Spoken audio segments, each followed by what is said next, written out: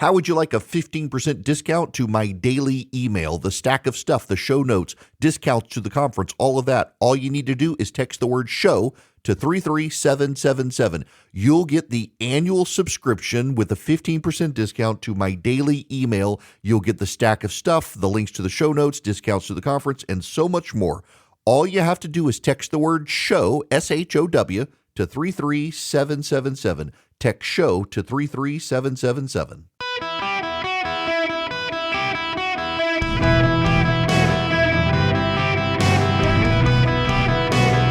Welcome to the Eric Erickson Show podcast, Hour 3.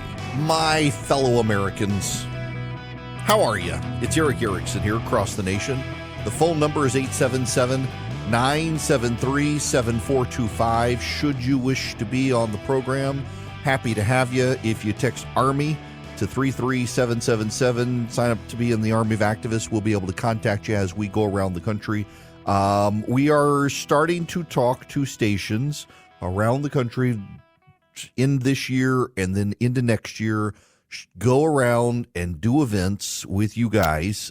And the way I want to be able to keep in contact with you is we've got a great system set up where if you're willing to give us your email and zip code, we can email you and let you know, hey, we're going to be coming to the station in your area doing an event. All you have to do is text the word Army to 33777. Just your name, email, zip code. You don't have to put in your phone number. It's an option. I don't particularly like to get text messages from strangers. You probably don't. You don't have to, but it's great. It would be great just for us to be able to contact you as we're going out and then as we expand the gathering next year. I want to pivot to the wild wide world of weapons development, because there is some impressive stuff out there. But there are also some stories in the news, and they are things you need to know about. Our government is screwing up. Our government is falling behind in innovation when it comes to our military. We are being outpaced in naval development and general shipbuilding by China now. There's a story in the national interest that caught my eye. The Navy's Constitution-class frigate program has problems with no easy fix. The USS Constellation frigate program is doing little to refurbish the U.S. Navy's reputation for competence. Intended to deliver a flotilla of at least 20 small, hard-hitting surface combatants in reasonably short order at manageable cost, the program is 36 months and counting behind schedule. The USS Constellation frigate program is just falling behind. It's over budget, it's behind schedule, and manufacturing the first hull without a complete design for it. That's not a good look, especially when compounded by the past 2 decades of shipbuilding travails. And looks matter. Such self-inflicted troubles have direct diplomatic import and not for the better. To gauge why, consider the frigate program through the eyes of antagonists, allies, and friendly powers the United States would like to woo. And look at it in relative terms. Relative to America's rivals, chiefly China. In peacetime strategic competition, after all, influential audiences, allies, friends, prospective foes judge which contestant would be the likely victor in wartime. Their subjective view prevails. The victor in the war for perceptions triumphs in peacetime competition. People love a winner and scorn a loser. If you were considering sides with the United States or China, which contender would you regard as the more impressive partner? The predominant seafaring state that seems unable to keep its fleet from dwindling in numbers, or the challenger with 10 major surface combatants and 3 Coast Guard cutters under construction at a single shipyard and a fleet inventory on the upswing? Diplomatic historian extraordinaire Henry Kissinger portrayed deterrence as a product of our military capability, our willpower to use it, and the degree to which the opponent we aspire to deter believes in our capability and willpower, in our strength, in other words. If hostile leaders believe we can and will thwart their aims, they ought to desist from actions we forbid. If they scoff at our capability, our resolve, or both, they may fling the dice and defy our deterrent threat. Kissinger reminds us that deterrence is a product of multiply, not adding. The three constituent factors. If any one factor in a multiple is zero, deterrence is zero. Algebra 1 says so. If an opponent doubts our military prowess, deterrence will suffer. That remains true even if its subjective judgments are wrong. Kissinger didn't repurpose his formula to describe other modes of armed persuasion, but he could and should have. The same combination of factors, capability, will, belief, could spur an adversary to do something we want that its leadership prefers not to do. That's coercion.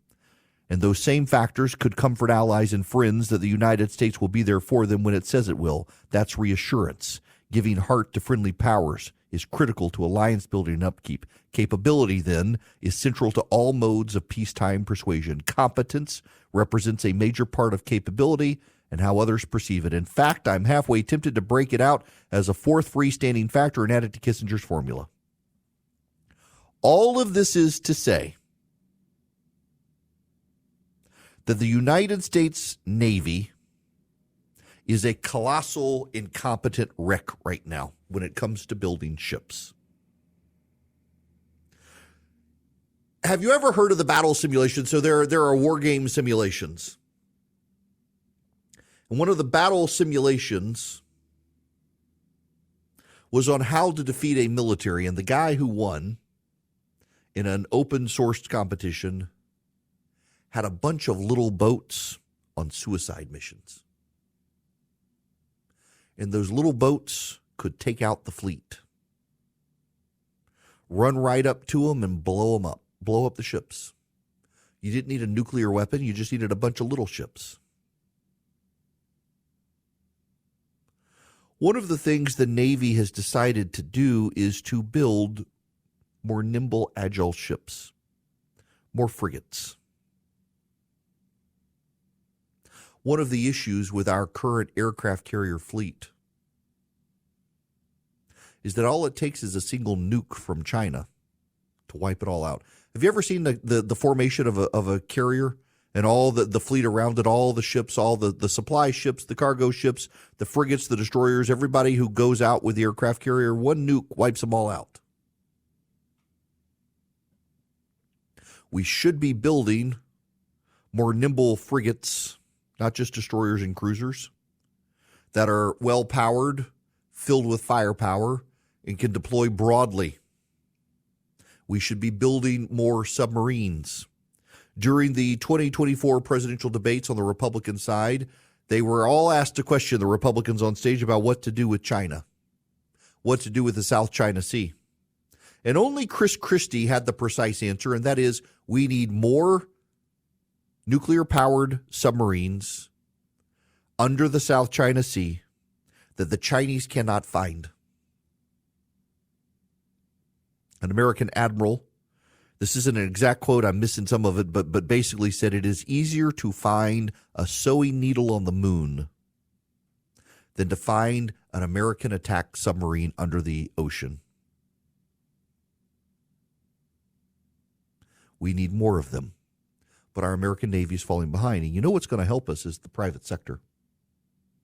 The private sector is innovating weaponry more than the American military directly.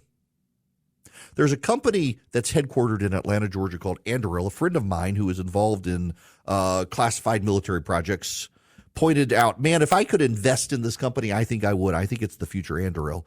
It's Palmer Luckey. You know, he was a tech guy, friends with Elon Musk. He started this company. He's headquartered in Atlanta. And essentially it is, more than anything, it's a drone company.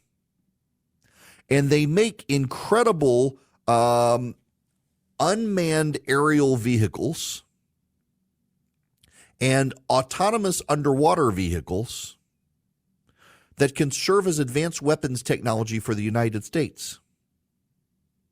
One of their drones, which I just find to be just cool as anything, is they launch from the ground.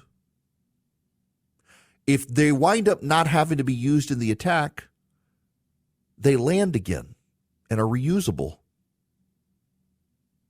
Another company is Palantir.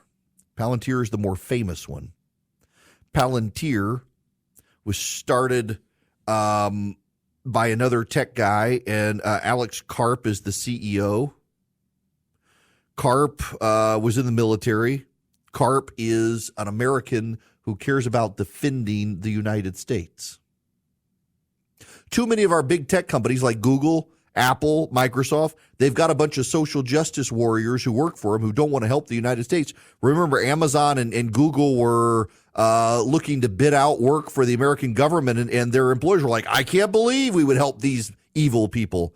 Palantir is a super pro-America industrial military defense business that is a software company, and it's hired Mike Gallagher to run its defense business. Gallagher is the congressman who chaired the Joint Committee on China in Congress. He's a defense hawk. He doesn't have a job. Hasn't had a job in the defense sector, but he's going to go work at Palantir. He's going to head part of the company. And Gallagher knows that we've got to train our fighting and our systems on China. Palantir is a leading technology company that is very pro-America in defense of the West.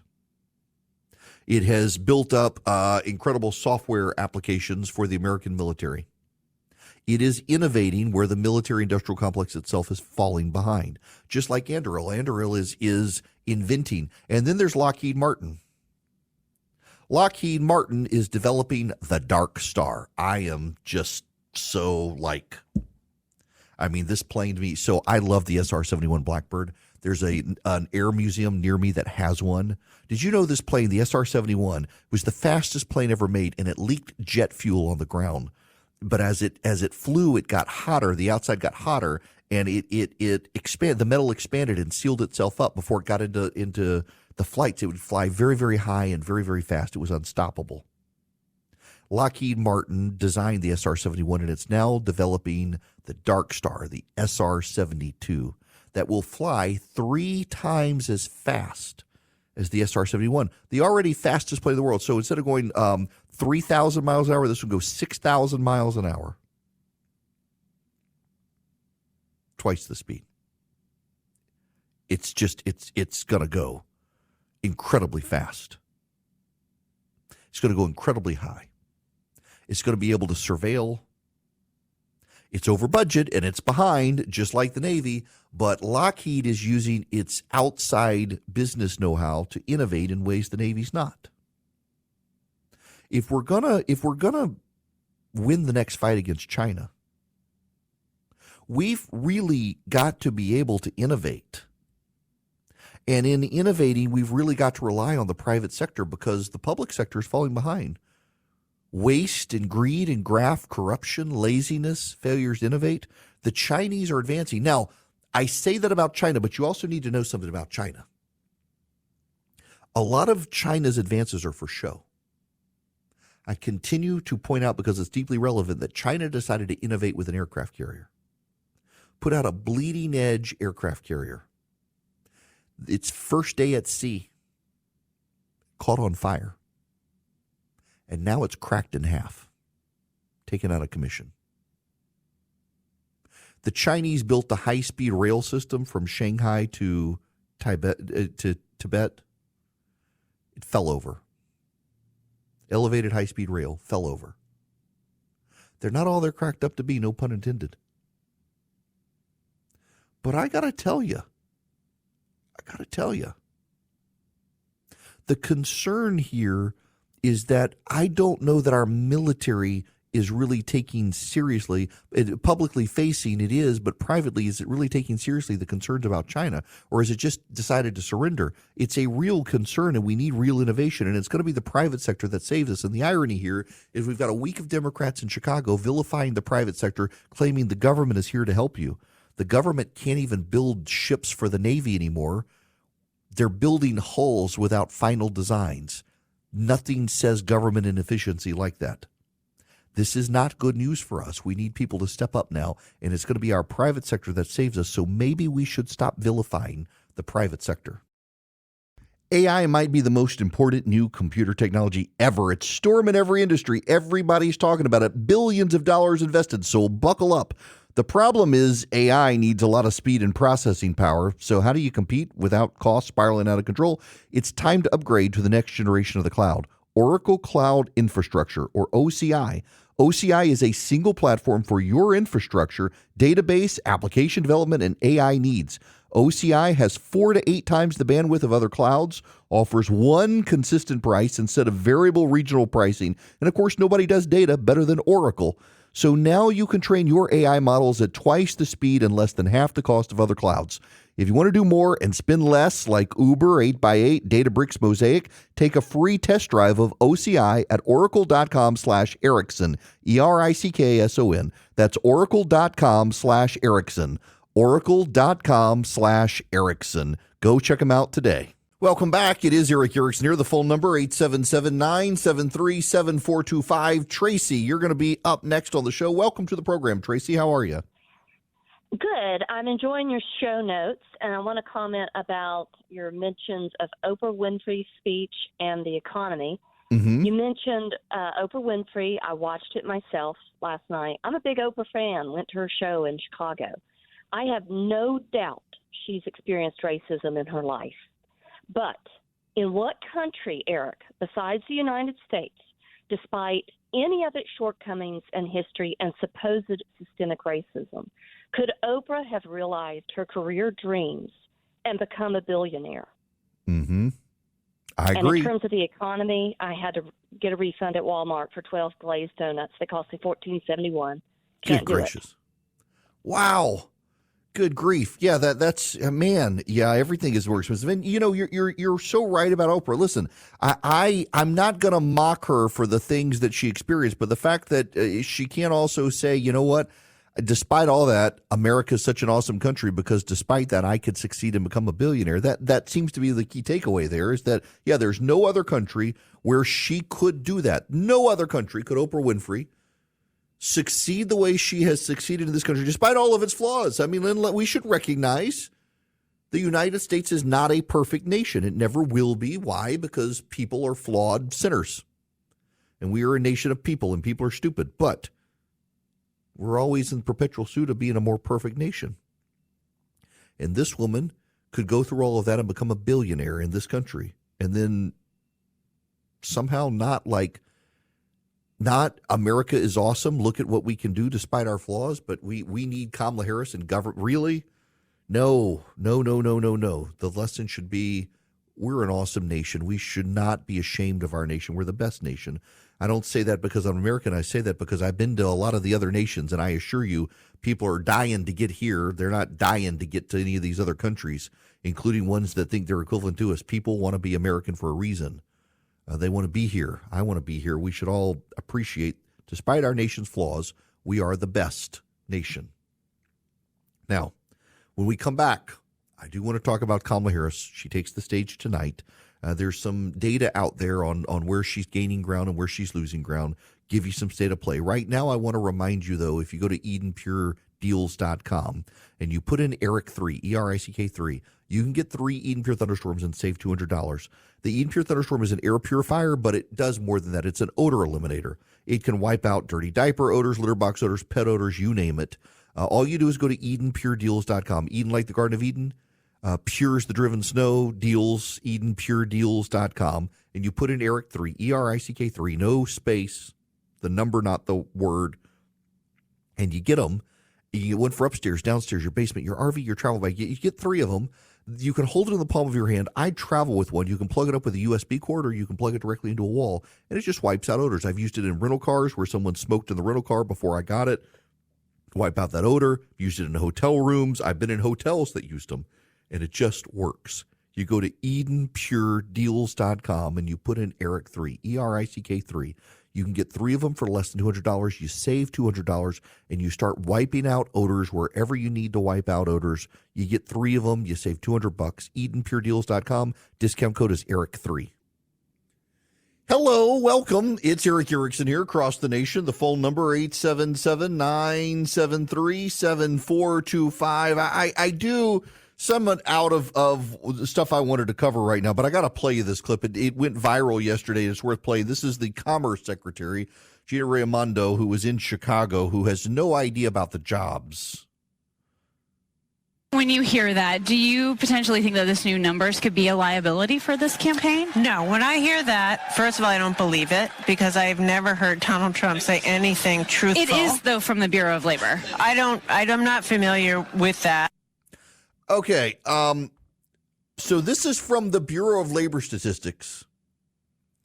And Gina Raimondo, the Commerce Secretary, by the way, it's done by the Labor Secretary, but the Commerce Secretary relies on this data. The fact that she had no idea about this data, and let's be honest here, she probably did, and she lied through her teeth on television while talking about Donald Trump lying, which is hilarious. But good Lord, the inattentive to some of this stuff. And meanwhile, we got all the Democrats out there saying that Kamala Harris wants to tax unrealized gains. This is Rick Santelli on CNBC. In terms of all these things we're learning about taxing and taxing unrealized profits, I will tell you this. Bank robbers rob banks because that's where the money is. It's a fait accompli. We are now so far in the hole, almost $2 trillion this year. If you look at all the numbers, they have to find money somewhere. Discretionary spending, that slice of the pie is so small, you need a microscope to see it. You can't cut your way to prosperity there. So they're going to have to get the money from somewhere. I look at all the piles of money that they're probably considering.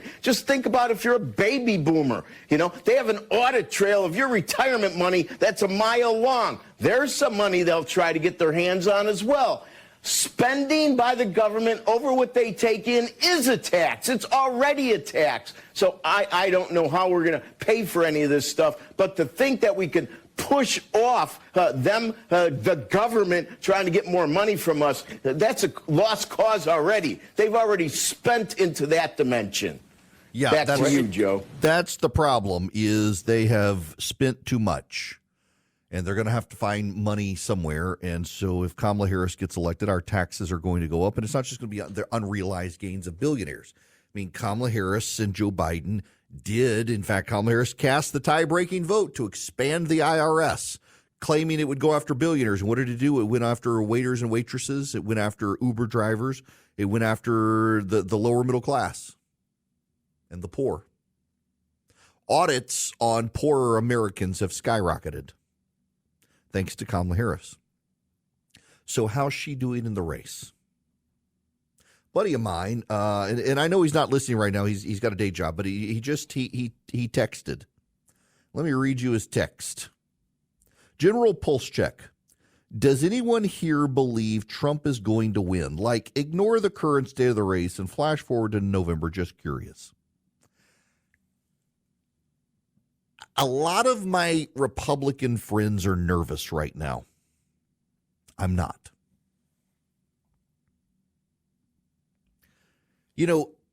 The bitter irony from all the hate mail I get from Trump supporters that you just can't say anything nice about the guy, whether I do or I don't, is I still think this is his race to lose. He may lose it, but if the race were held today, he would win.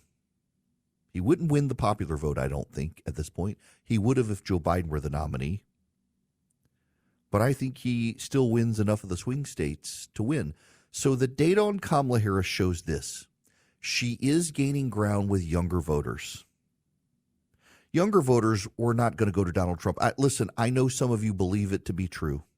If only he would do one more Twitch stream with some anonymous person nobody cares about. He did Theo Von. My goodness, that's going to get the youngs to come. No, young people are stupid people who are going to vote Democrat because it's the feels and they're emotional creatures. They haven't really started in the workforce. They don't really care. They just want to have a good time, and the Democrats look like a good time because all the celebrities are with them. But they're also the least likely to turn out and vote. You know who votes? Older Americans. And older Americans are voting for Donald Trump. Some of them because they absolutely are convinced that this is it. The country's over if Kamala Harris wins. I got an email from a very nice listener in Oklahoma who said, I'm missing the point about older voters voting, and they're being convinced that communism is coming. It's because they've seen the changes younger people haven't, and they're convinced that, yes, communism is on the march in this country. I think it's overstated myself, but I acknowledge the point. Older voters, it may very well be their last election given their age. They want to vote. They say they're going to save the country, and they're leaning towards Donald Trump. Married women, we talk about the women's vote, but the married women are leaning towards Donald Trump. The working class, still leaning towards Donald Trump. Yes, Kamala Harris has improved the position of the Democrats, but you know how she's improved it? She's improved it back to February. Her standing in the polls nationally is about where Joe Biden was nationally in February. But in the swing states, Donald Trump's still doing well. Now, that's not to say Trump's going to win. He very well could lose. But we haven't even had the first debate yet. We haven't had the first debate between these two. What we've had is a month-long honeymoon period where Kamala Harris has avoided the press, and even the press has said it makes sense for her to avoid us, lest she have any mistakes. As more Americans get to know her, I am just reminded of the fact that many of the Democrats now saying that she's the best thing since sliced bread. A year ago, we're telling Joe Biden, you got to ditch her. Nobody likes her. They didn't like her for a reason.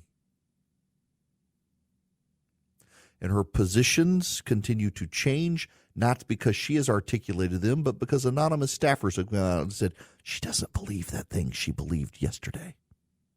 She's changed. Even the big reaction about her price gouging plan, staffers have come out and said, people have misunderstood what she meant. She's the one who stood on stage and told us her price gouging plan, and it was communism. I mean, it was price fixing. It was what you see in communist countries. And they're like, people just misunderstood what she was talking about. No, she was the one on stage. This doesn't signal to me a strength. It doesn't signal to me a strength. It suggests to me that there actually is a profound weakness in Kamala Harris's strategies moving forward, a profound weakness that can be exploited by the Republicans. Now, this requires discipline on Trump's part, and he's not a very disciplined candidate. It's notable how J.D. Vance is the guy doing all the interviews. The problem is that voters want to hear from Trump. It should be Trump doing the interviews in the swing states. I've had all these people. In fact, my sister texted me and said, J.D. Vance is doing a TV interview at local media in Valdosta, Georgia. God bless him for doing it. Why isn't Donald Trump doing it? People aren't voting for Tim Walz and J.D. Vance. People are voting for Kamala Harris and Donald Trump. But yeah, I actually do think that Donald Trump can win this thing. I think that the economy is still a wild card. I think that there's still so much foreign policy. Donald Trump is baked into the equation. The external events are not. And all of the external events work against the Biden-Harris administration. Do I know how this will ultimately end? I have no idea. I don't know. She could win this thing. She absolutely could. And I think if you're dismissing people who tell you that she could win, you might be surprised on Election Day. But for those of you Democrats convinced you've got it in the bag, Donald Trump's winning the swing states. He's winning the working class. He's doing non-traditional interviews like the Theo Von comedian interview that is getting a lot of attention. Kamala Harris has cloistered herself. She's not doing a lot of interviews. And the economic data is not good. A 818,000 jobs revision downward is not good news for Kamala Harris because it is the Biden-Harris administration. All of the global external events outside the control of the candidates work against her. If Iran attacks Israel, it works against her. If the economy goes into recession, it works against her. I mean, who knows? If they start saying monkeypox is some event we all got to take precautions for, it works against her. Donald Trump's baked into the equation. Everybody knows Donald Trump. They may not care for him, but they liked his policies. That's why the Democrats have to maintain a viable election. And I hate that phrase. My gosh, do I hate that phrase. But it's, you know what I'm talking about. The media stuff. It's all the feels. It's the feelings. It's the emotions of the election. They don't like him. They got to make her likable. It's the policies that matter. If the Republicans can make it about policies, Donald Trump's going to win. If he stays focused on personal attacks about Kamala Harris, he's going to lose. It comes down to how Donald Trump wins this campaign. It's not going to be stolen, as many of you are convinced it's already going to be stolen. And I know what's going to happen the day after. If Kamala Harris wins, we're going to be on here with everybody saying, oh my gosh, everything stopped overnight. It's proof they stole it. Pay no attention to how he ran his campaign. I don't care about that stuff anymore. What I care about is a fight for the future. And all Trump's got to do is articulate one. And his articulating it is very straightforward. Kamala Harris is already there. When Kamala Harris stands on stage and says stuff like this, we believe in a future where we lower the cost of living for America's families. And when I am president, I will bring down the cost of groceries by making sure markets are competitive and fair. Okay, why haven't you done that yet? I mean, this has got to be, and this is where I pound my head on the table and the wall. It's like, why, Republicans, do you keep going off message? Your message is so simple. She's been there 3.5 years. Do you want 4 more years of what Kamala Harris has already given? It's a really easy message. There is a reason that the public opinion polling out there shows that more Americans prefer his policies to what they're getting right now. If that's the case, it's really easy. Do you want more of what you got, or do you want Donald Trump? That's why I think he can still win. Do you want more of this, or do you want that you have fond memories of? You may not like Trump, but you liked what he gave you. Can you put up with him for 4 more years to get your economy and your house back in order, or do you want this woman who you don't really know, but you don't like her policies? The fact that Kamala Harris isn't gaining ground with independent voters or older voters is another tell that Trump can win this election. She's consolidating a Democratic base that was worn out on Joe Biden. She's consolidating a Democratic base that decided that there was no way Biden was going to win, and they were discouraged. She has reinvigorated and encouraged Democratic voters, but not independents. Independent voters want something different. Independent voters want a new direction. And independent voters, in the polling, it suggests don't believe they'll get that from Harris. So, yeah, can Donald Trump win? Yes. Will he win? I don't know. My guess is if the election were today, yeah, he absolutely would win. And we haven't seen the debates. And we've seen her on a debate stage, and we've seen him on a debate stage, and she never had a good debate. The only time she had a good debate was when she was eviscerating Joe Biden as a racist, and I'm sure she'll try to eviscerate Donald Trump as a racist. But Donald Trump is training with Tulsi Gabbard, the woman who totally sabotaged and destroyed Kamala Harris's campaign, live on a debate stage. He's got a path to victory. It's his race to lose. He might lose it, but he's still in the dominant position. Nationally, the polling, yes, is trended to Kamala Harris. The swing states matter. We saw this in 2016. The swing states matter. And right now, the swing states, the majority of them that would give him 207 electoral college votes, they'd vote for him. So I wouldn't panic if you were a Republican. Yeah, there's some frustration. Yes, his lack of discipline. Yes, the media's love affair with Kamala Harris, all those sorts of things. But the economy, the world on fire, crime, immigration, the border, they all work to his advantage if he just stays on that message. The other thing is the cancel culture of the Democrats. I mean, the censorious nature of the Democrats. You know, it's one of the reasons Old Glory Bank was started, because they see what the left is doing, shutting people out, trying to get people canceled, trying to get bank accounts canceled, all that sort of stuff. Old Glory Bank exists because conservatives came together and said, we need a bank that protects conservatives. We see what they're doing to gun stores and gun owners. We see what they're doing to conservatives. Let's start a bank. I moved my bank account to Old Glory Bank last year when they started. OldGloryBank.com. You can go to OldGloryBank.com. You can get an account for you. You can get an account for your kid. You can get an account for your business. They're a fully operational bank. They do loans, mortgages, you name it. at Old Glory Bank. It takes less than 8 minutes online to get a bank account. They're so innovative, you can even deposit cash at Old Glory Bank. Yeah, it's an online bank, and they've found a way for you to be able to deposit cash. I've used it. It works flawlessly. Their app is incredible. If you need a mortgage, if you need a loan, they do those, and they process them quickly, and they make their own lending decisions. OldGloryBank.com. Member FDIC, equal housing lender. Terms and conditions apply. Go to OldGloryBank.com. It is very much my bank, and I very much enjoy using them, and you will enjoy Old Glory Bank as well. Well.